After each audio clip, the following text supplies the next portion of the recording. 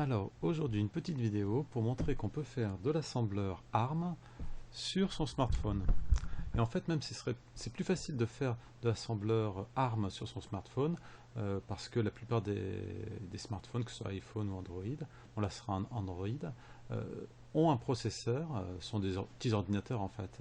Un téléphone, aujourd'hui, hein, c'était pas le cas il y a quelques années encore, c'est un ordinateur qui a des capacités de téléphoner basé sur un Linux, entre parenthèses. Donc, pour faire de l'assembleur ARM, pour faire de l'Intel, ça sera mieux sur le PC, mais pour ARM, on choisit un téléphone.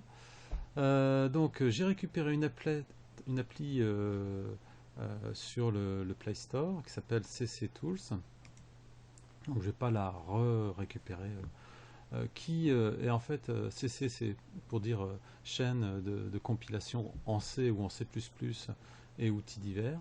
Parmi les outils divers, il y a par exemple un shell qui permet de voir donc le côté Linux, Unix de la chose. Donc elle est fournie l'appli au départ avec alors, il faut que je revienne un peu en arrière avec donc si on ouvre les fichiers, alors ouvrez, c'est par ici. Donc quelques exemples dans Storage SD Card 0 CC Tools. CC Tools, ça c'est ce qu'on doit récupérer sur euh, le Play Store. Donc dans les exemples, typiquement il y a le programme Hello World en C qui ressemble à ça. Donc un petit main avec un printf et qu'on peut exécuter. On peut exécuter ici. Et à l'écran, bon, il y a eu un écran de compilation, puis un écran d'affichage Hello the Monde. Hello le monde, pardon. Donc on peut le modifier ce truc-là, hein, et on peut faire le C qu'on veut, comme on peut faire du C++.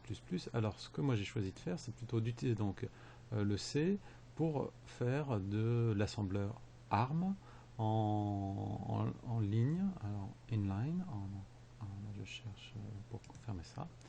Donc, dans un premier répertoire, alors, je ne suis pas sur les bonnes feuilles. Donc, pour faire inline, j'ai repris le petit printf de Bonjour le monde en remplaçant la fonction, alors pour que ce soit plus sympa, pour passer un paramètre, faire des petites choses, donc il faut que ce soit dans une fonction à part. Donc je l'appelle ff ma fonction, je passe un paramètre r qui vaut au départ 575. Et ici, ce paramètre 575, je dis qu'il est en lecture et puis qu'il y aura un résultat en sortie. Enfin, je ne sais plus exactement que la syntaxe de l'assembleur pour la deuxième ligne, mais en tout cas pour la première ligne, et on peut en mettre plusieurs des premières lignes comme ça. Ça, c'est de l'assembleur standard ARM qui va faire une addition de R0 et 1 et mettre le résultat dans R0, qui sera le résultat global.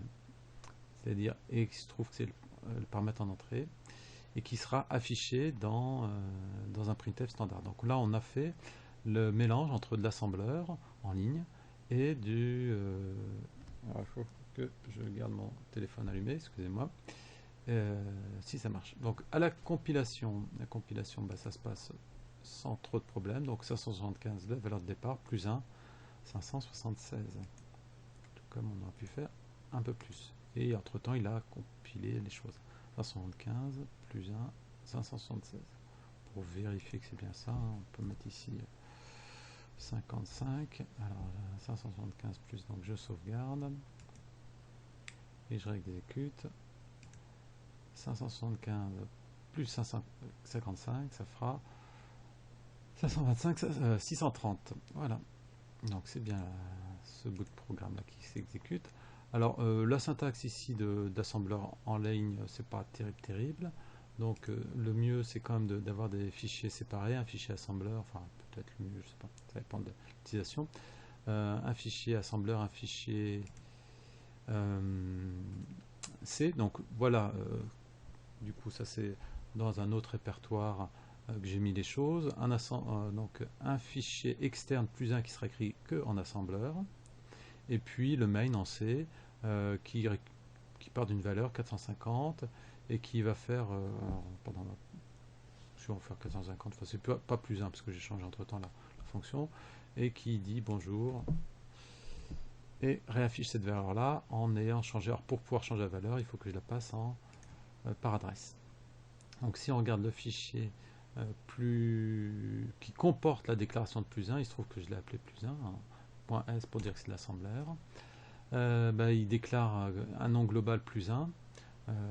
C'est le vrai nom qui m'intéresse dans le main, qui récupérera donc comme sur la pile, sur la pile, en fait c'est pas sur la pile parce que les premiers paramètres ils sont passés par registre.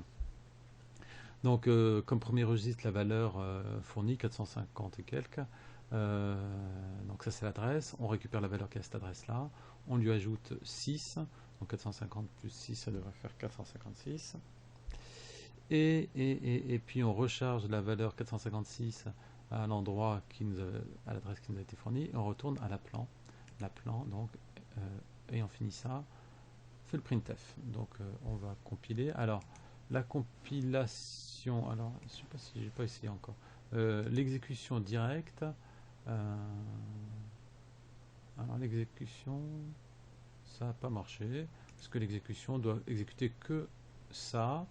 Alors, et donc il faudrait pouvoir aussi dire qu'il faut attacher aussi le fichier plus 1.o ou .s, enfin quelque chose comme ça, en assembleur. Donc c'est pour ça que je prends un autre bouton qui est à côté. Alors, ils sont à côté, hein. Il faut peut-être aller les chercher un peu plus loin sur son écran de portable, ça dépend de la largeur. Donc je rentre au moment de la compilation, donc il y aura probablement un cc quelque chose avec main.c, je rajoute sur la ligne le plus 1.s où il y a l'assembleur. Et puis je demande contrôle exécutable, c'est pas nécessaire, mais en tout cas à exécuter à la suite. Donc je continue. Il y a une fenêtre d'affichage entre temps. Il demande s'il y a des paramètres. Il n'y a pas de paramètres au main particulièrement. Et donc il me fait I 456, la bonne valeur. On va vérifier que ça marche avec une autre valeur. Donc on peut changer au niveau de l'assembleur. Ici par exemple 425, donc on sauvegarde. J'ai pas pris la bonne flèche de sauvegarde, ça c'est la sauvegarde avec renommage. Donc si on repart du main, 450 plus le 25, ça devrait faire 475. On exécute avec le paramètre en plus. On pourra mettre plusieurs fichiers ici, .c ou .s, pour faire de la compilation avec plusieurs fichiers. On continue, pas de paramètres supplémentaires, et il fait high 475. On a réussi notre coup. Alors ceci dit, pour y arriver, il faut connaître quand même un petit peu d'assembleur, passage de paramètres, et puis l'assembleur lui-même. Mais bon, voilà, ça se fait assez facilement, et on peut tester donc du ARM sur le processeur du téléphone portable, parce que la plupart des processeurs de téléphone portable sont ARM, donc en natif. Voilà pour aujourd'hui.